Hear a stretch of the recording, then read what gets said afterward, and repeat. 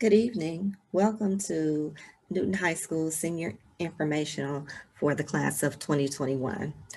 First off, I would like to welcome all parents and students on the call tonight. We're so excited to have you to share this information and just welcome the class of 2021. We're excited to work with you all. We know that this is a different year, being that so many changes are taking place each week. We have some students that are virtual, we have some students that are in person, but please know that your counselors are here to support you and help you transition through this year smoothly and have a great 2021 year and graduation. So if you have any questions or concerns, please don't hesitate to reach out to us. Tonight's topics that we'll cover are graduation requirements, SAT, ACT information, credit recovery, preparing for college, scholarships, and then we'll end with a question and answer segment.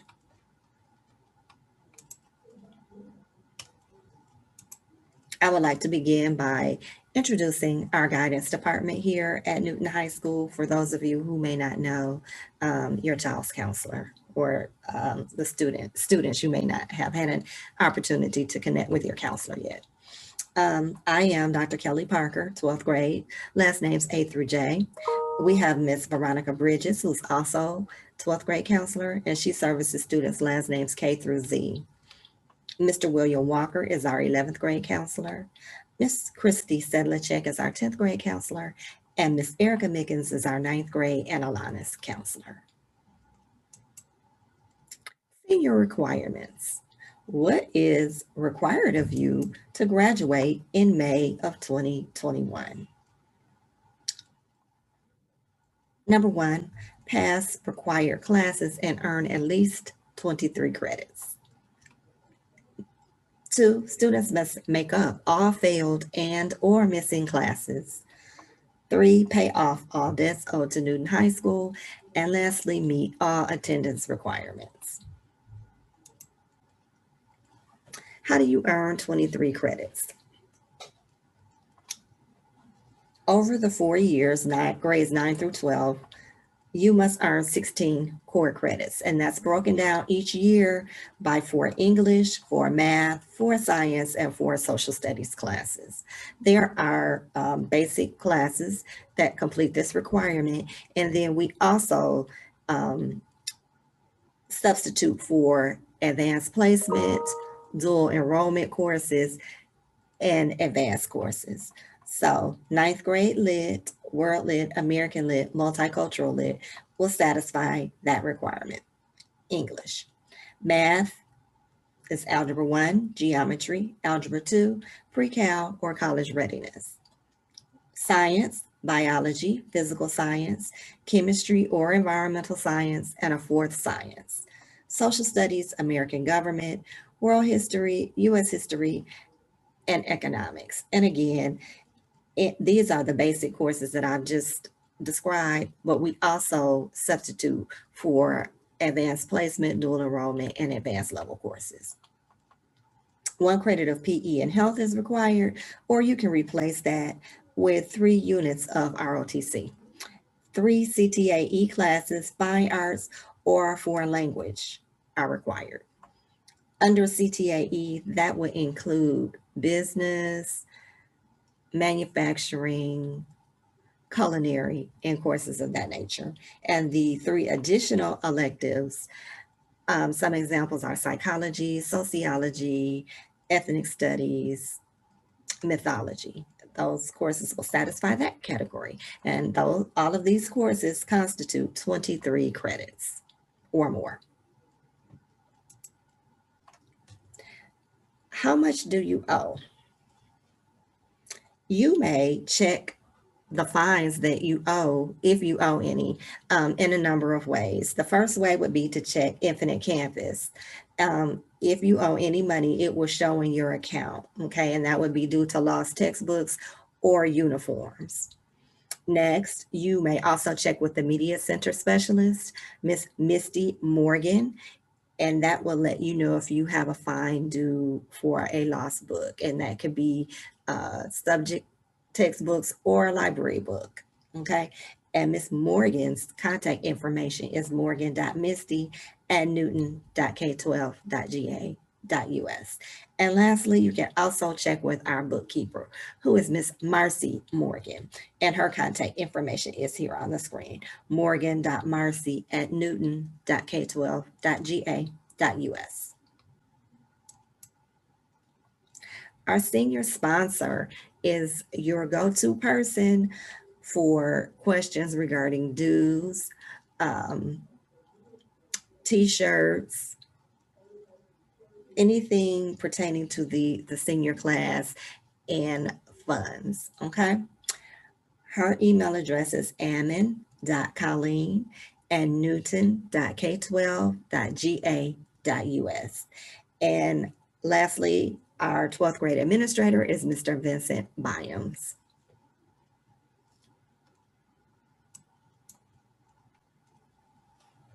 Attendance, a major piece here at Newton High School. So how do you meet the attendance requirements? Of course, our number one goal is for you students to attend school every day, rather in person or virtually. Although we do understand that situations arise, circumstances that you have no control over, and we call those excused absences, okay? So if you're sick, you have a doctor's appointment, a court date, a funeral, anything like that is considered an excused absence. So all you would need to do is provide documentation for those absences, and they will be noted as excused in Infinite Campus. And the person that you will provide that documentation to is Ms. Shirley Brown, our attendance clerk, and her email address is also on the screen.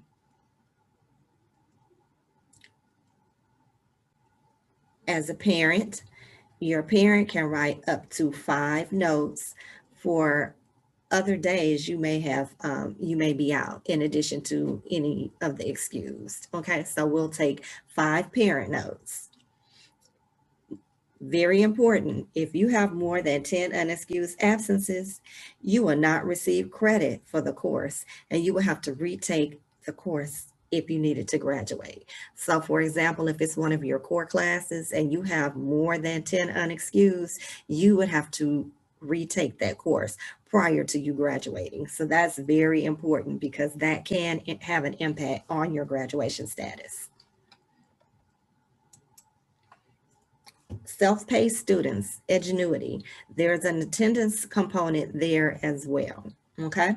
So students, attendance will be based on the number of hours you actually spend engaged or actively working in Edgenuity each week. For example, 18 hours a week. If you work 18 hours a week or more, that's perfect attendance. 14 to 17 hours worked in a week would equal 1 day absent. 10 to 13 hours worked per week would count as 2 days absent. 6 to 9 hours worked per week would constitute 3 absences. 3 to 5 hours would equal 4 absences, and 0 to 2 hours worked a week would equal 5 days absent. So if you have questions regarding Edgenuity or the attendance policy, please reach out to Miss Anna Hebert. She is actually the coordinator here at Newton High School for the Edgenuity program. And also Miss Beverly, or I'm sorry, Dr. Beverly Johnson assists with that program as well. And their contact emails are on the screen. Thank you for listening. If you have any questions about any of the information that I've shared, please don't hesitate to reach out to me, Dr. Kelly Parker. And next, I will turn it over to Miss Veronica Bridges. Thank you. Have a good evening.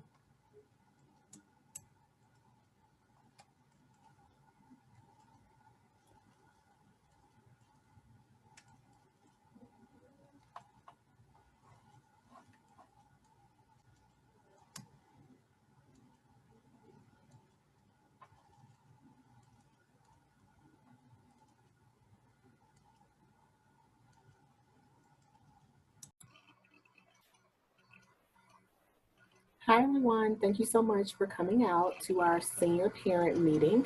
My name is Miss Bridges and I am here to talk to you guys a little bit about the ACT and SAT. One of the first things I want to talk about is the differences in the test. The ACT is 2 hours and 55 minutes, whereas the new SAT, and it's actually been new for about 3 years now, so I guess you can't really call it new, is 3 hours plus 40 minutes. And then they both have optional essays. They both have also 4 sections. The ACT has English, reading, math, science, and then the optional essay. And then the SAT has the writing and language, the reading, the math with no calculator, and then the optional essay. The scoring for the ACT is from 1 to 36. And then for the SAT, you have a max of 1,600 that a student can receive. There is no penalty for wrong answers. So we typically recommend if a student gets to a question and they're not sure, it's okay to guess.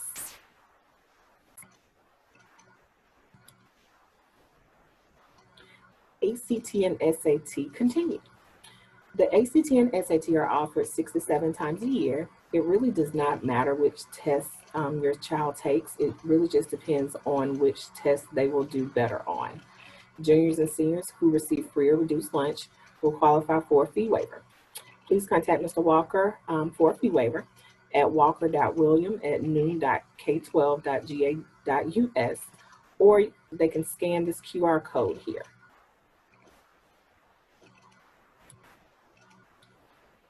ACT and SAT COVID-19 updates.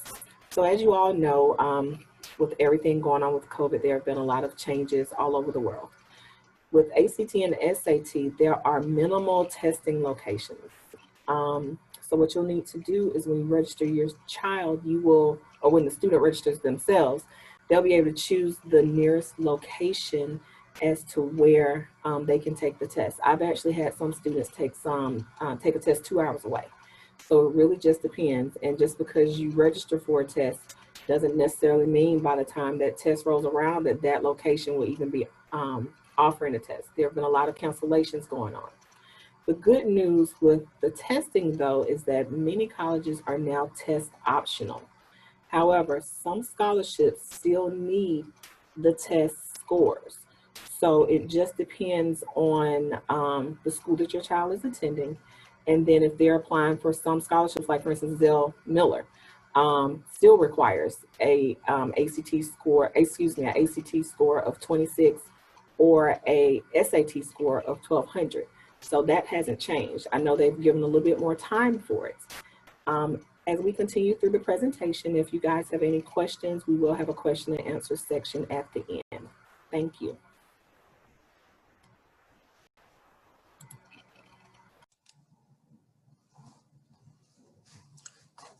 Good evening, ladies and gentlemen. I'm Dr. Letitia White, and welcome to the senior night for the class of 2021.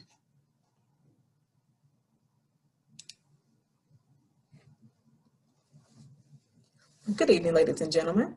Welcome to the senior night for the class of 2021. I'm your graduation coach, Dr. Letitia White. I want to take a few moments to go over the NHS Credit Recovery Program.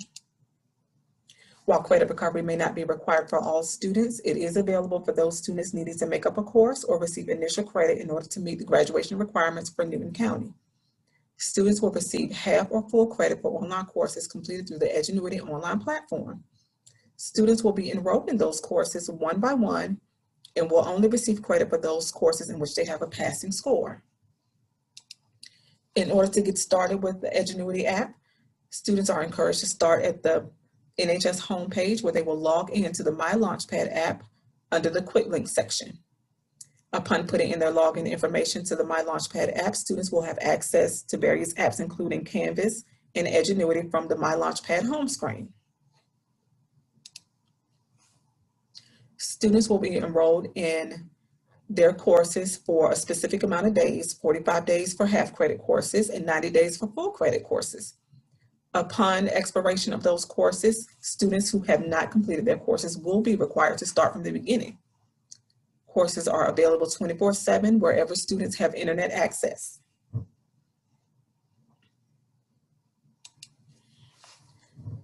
Students can be enrolled in both EOC and non-EOC courses. For the 2021 school year, we'll be offering EOC courses for the following: Algebra 1, Biology, American Lit, and U.S. History. For those EOC courses, students will be required to have a passing score of an 80. For non-EOC classes, students are required to have a passing score of 70. We do offer mid-month EOC sessions as long as students have completed their courses by the deadline for that month in order to test. All final grades for Edgenuity courses are submitted at the end of the month. And for those seniors who are preparing for graduation in May, they are required to have all of their Edgenuity courses completed by April 1st of 2021.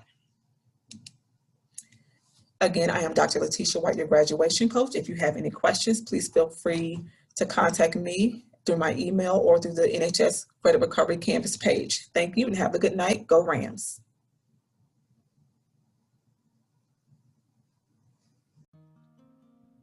All right. Welcome. My name is Stephen Woodall. I am a college and career readiness specialist for the Newton County School System. I am part of a team that supports students with their college and career planning. You will see my contact information listed here. My email address is woodall.stephen@newton.k12.ga.us. Now, prior to COVID-19, I would be housed in the College and Career Center at Newton High School, but this year the College and Career Center will be conducted virtually to start school. It is available during the hours of 12:05 to 1:30, and then from 2:45 to 4:45 Monday through Friday. The College and Career Center takes place when students do not have class. Appointments are available to be made in 30-minute intervals. Of course, additional hours will be added throughout the school year for various college presentations, to meet with colleges and university representatives, also workshops for students seeking entry into the workforce through the military or through apprenticeships, as well as other special events to support students and parents with learning creative ways to pay for college. Also, appointments can be made by visiting the URL you see listed here on the page above the calendar. It is case sensitive, that is bit.ly/all caps CCR-Woodall. All right, we want to make sure that you stay informed with all of the events that we have available. We support students and parents throughout the district on a monthly basis with various workshops. So please follow our social media pages. We have pages available on Instagram and Twitter. You will see the handles listed there on this slide. Also, this month's event for the month of October, we have College Bound. It is an opportunity for you to get some insight for tips on preparing for the SAT and ACT, learn about the new changes in college admission processes for this school year, also learn about the advantages of attending a technical college, and also how your college and career readiness specialist can assist you and your students with their college and career plans. We are sponsoring this event in coordination with our partners, Georgia State University, Georgia Piedmont Technical College, and Apple Ruth Tutoring Services. You can register for the October workshop. Again, that takes place tomorrow from 6:30 p.m. to 7:30 p.m.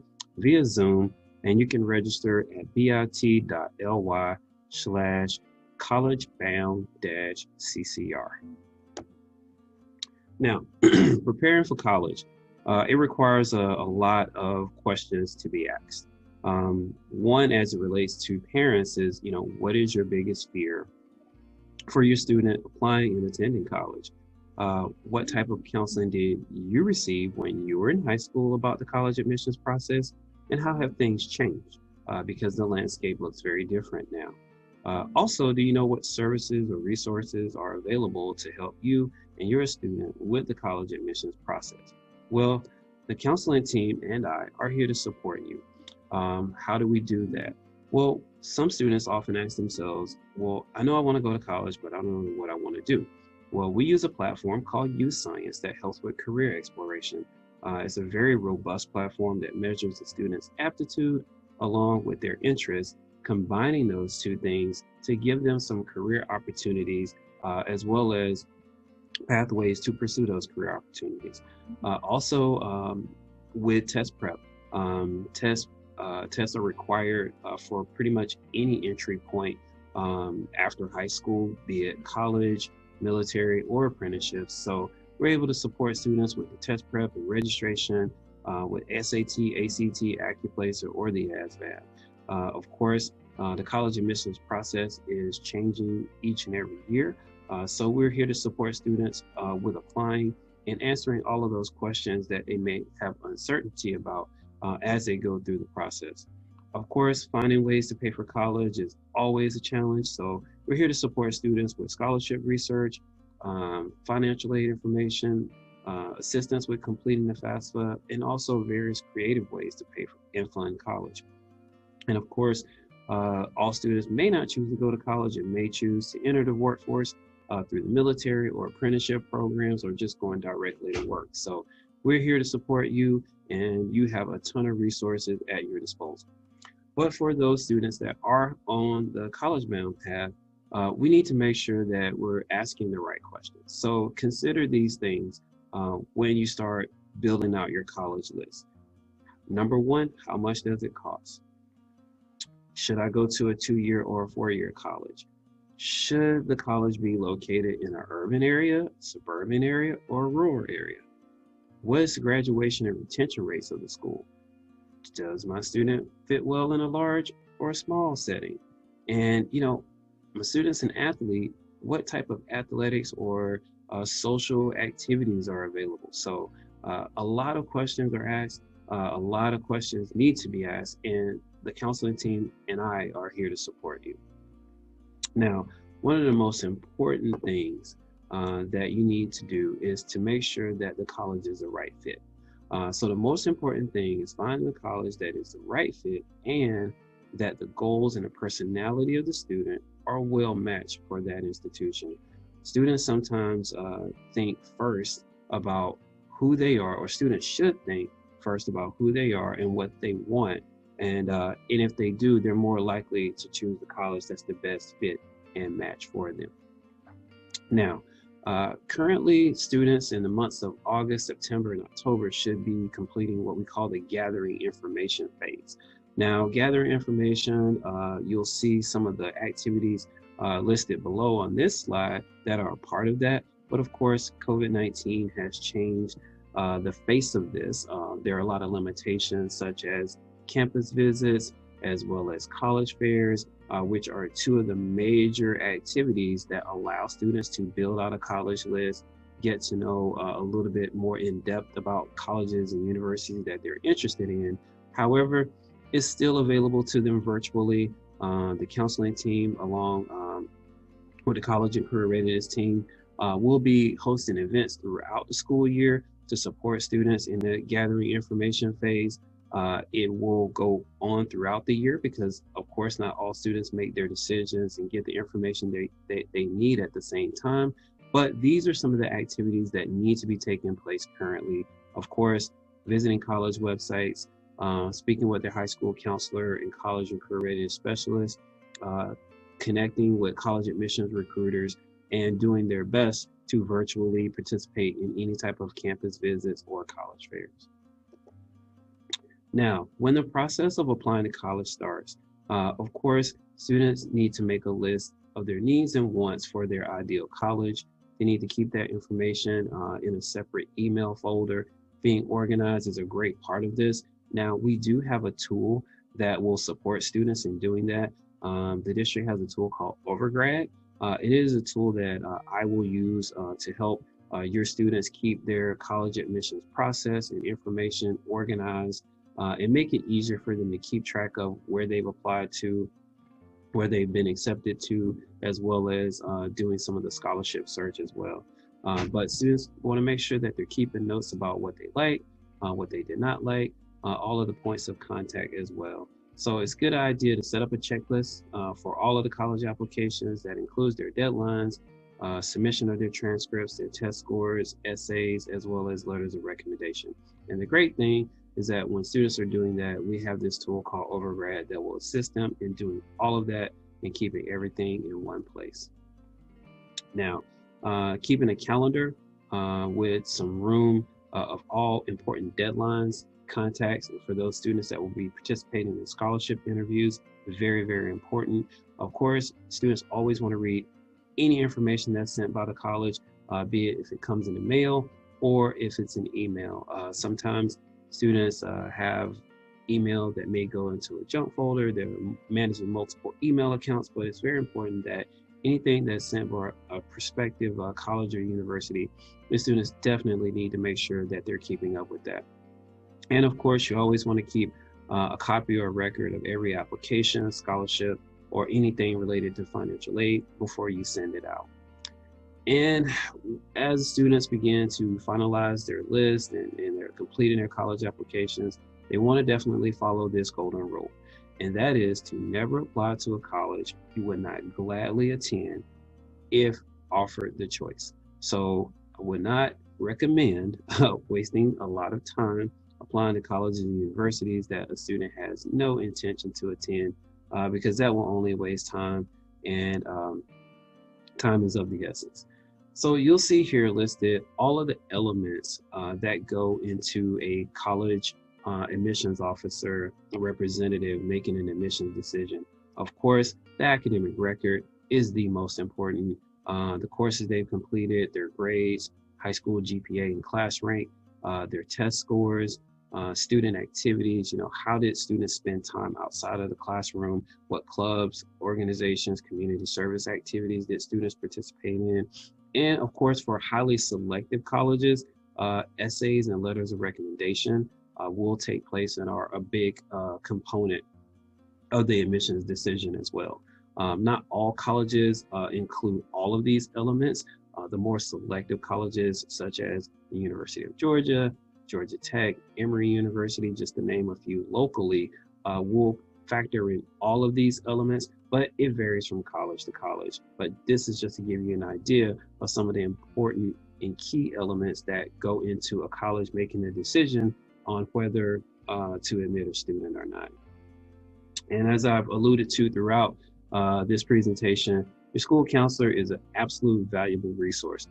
Counselors are one of the best resources the student can have. They are the ally throughout the middle and high school years and throughout the entire college admissions process. Of course, senior counselors, Dr. Parker and Ms. Bridges, are there to support you, but the entire counseling team is here to help you, along with myself as your college and career readiness specialist.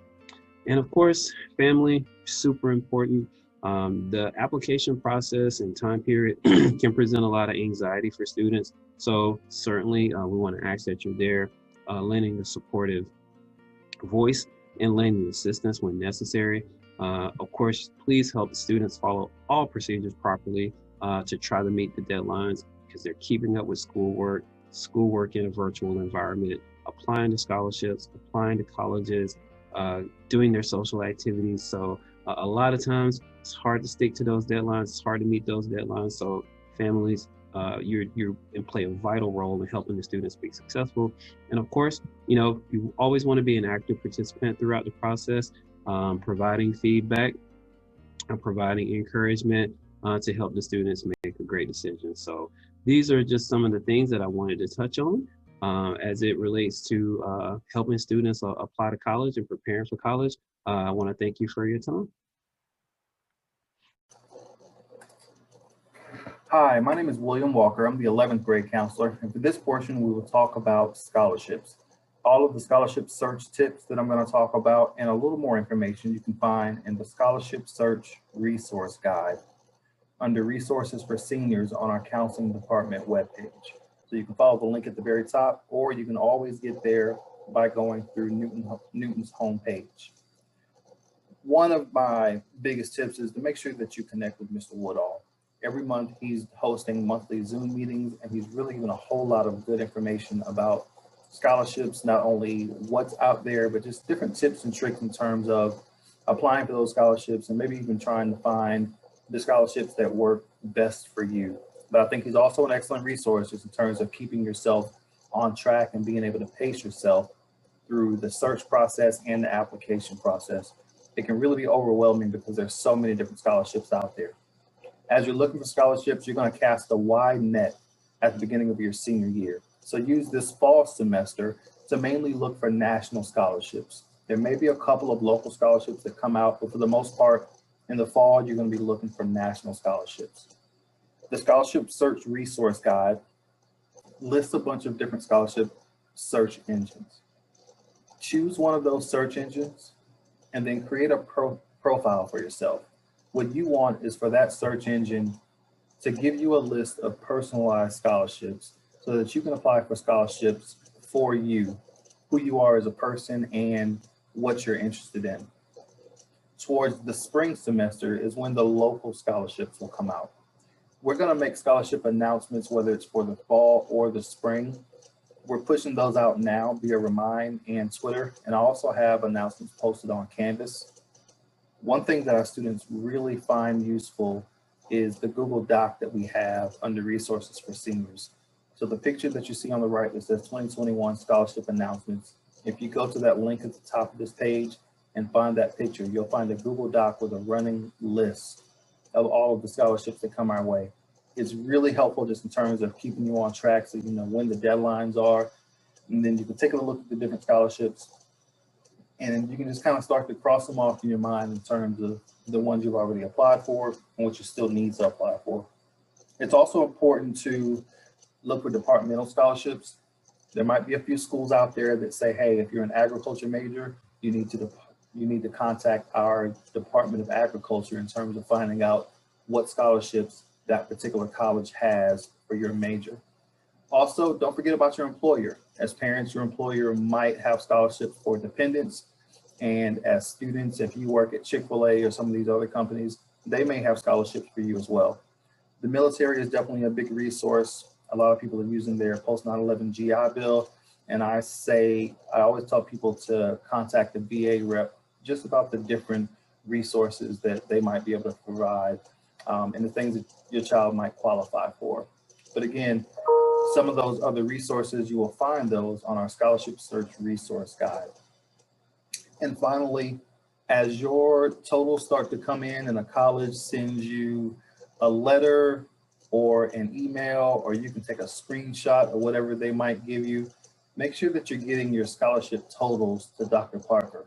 We want to be able to total all that money up so that we can make our announcements about how much money our seniors are getting in, and we definitely keep track of it by the student. Again, announcement methods. We have a Remind set up, and we've been pushing out scholarship announcements via Remind. We put them out through Twitter and Canvas. There's also a link on that counseling department webpage to be able to give us your contact info. If you can share your contact info with counselors, it really helps us just in case there's something we need from you or something you're missing, or we can think of if an opportunity passes by my desk and I say to myself, hey, so-and-so would be perfect to apply to this. I need your contact info so that I can get in touch with you.